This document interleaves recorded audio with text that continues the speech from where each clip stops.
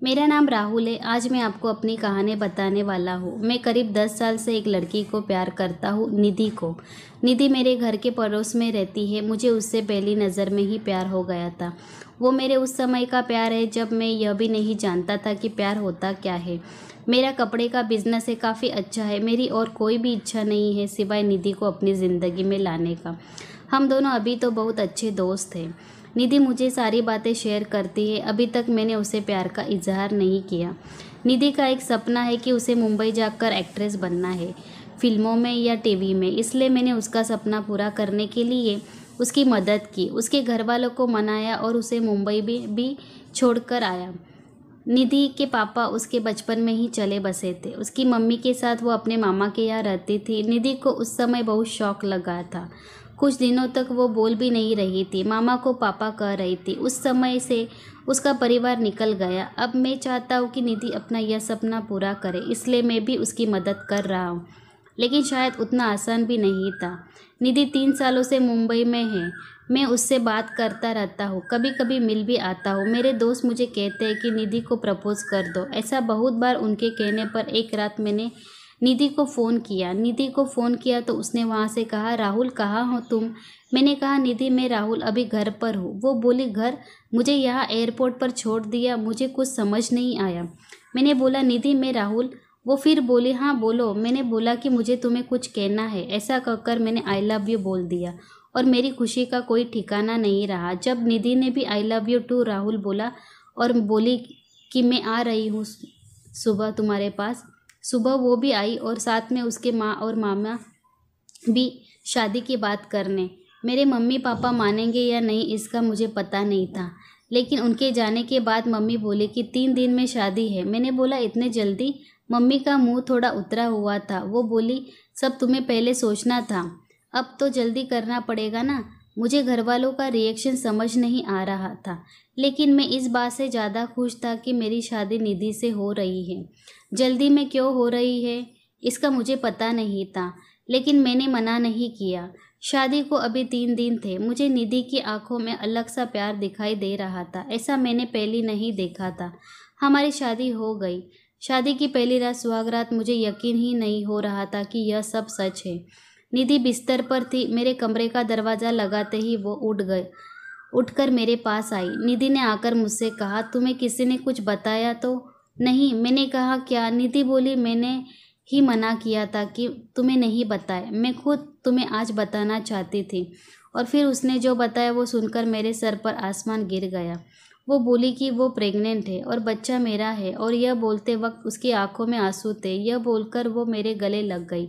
लेकिन यह कैसे हो सकता है? यह पहली बार था जब हम लोग गले लग रहे थे, तो यह बच्चा मेरा कैसे हो सकता था? और निधि मुझसे झूठ क्यों बोल रही है? उस रात को निधि मेरे कंधे पर सोई और ना जाने क्या क्या बातें कर रही थी, पर मेरा तो बुरा हाल था। अब मुझे समझ आया कि यह शादी इतनी जल्दी में क्यों की गई, क्योंकि निधि ने सभी को यह बताया कि यह बच्चा मेरा है, इसलिए घर वालों ने शादी के लिए इतने जल्दी में हाँ कहा। मेरा प्यार निधि के लिए बहुत था। अब मुझे ऐसे लग रहा था कि मैं बेवकूफ़ बन गया, पर निधि जब भी यह बोलती उसकी आंखों में सच्चाई रहती। बार बार यह भी कहती कि वो मुझसे बहुत प्यार करती है और वो खुश भी बहुत थी। मैंने यह सब 2 महीने तक देखा। इस दौरान मेरे मन में ना जाने क्या क्या चल रहा था। फिर एक रात मैंने निधि को कहा कि निधि, यह सब क्या है? यह बच्चा किसका है? वो बोली, राहुल क्या मजाक कर रहे हो? मैंने बोला, निधि तुम मुझे सच बता दो, मैं तुमसे प्यार करता हूँ।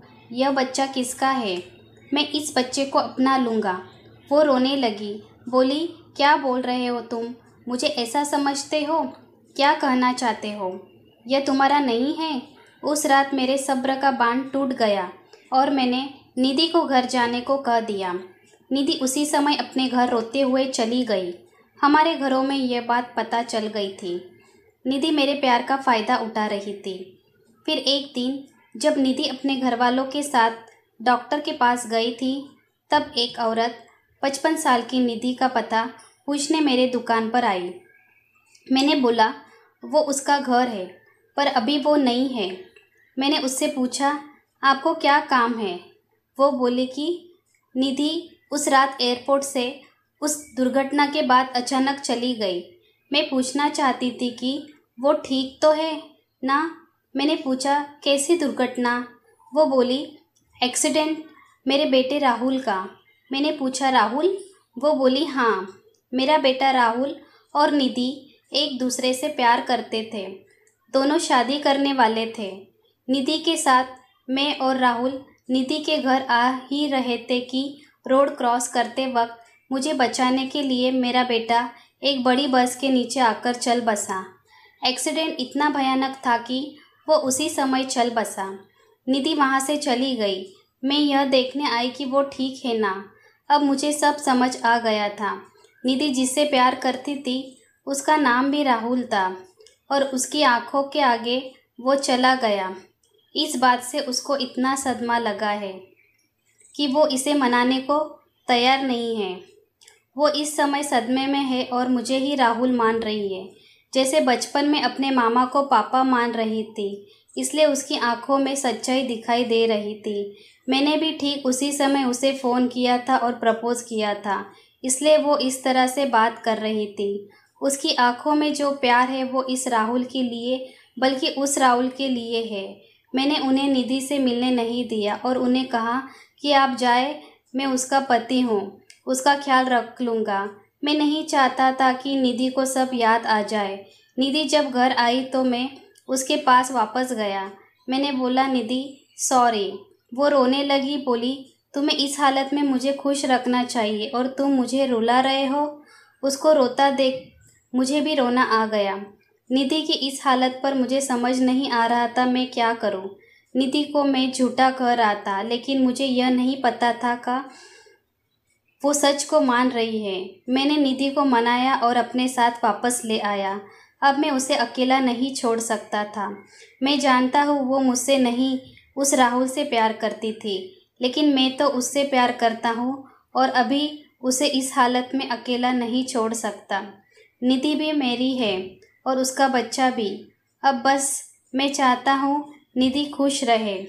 आगे क्या करना है, कैसे उसे इससे बाहर निकालना होगा, यह सोचने का विषय है। पर मुझे विश्वास है मेरा प्यार निधि को कुछ नहीं होने देगा।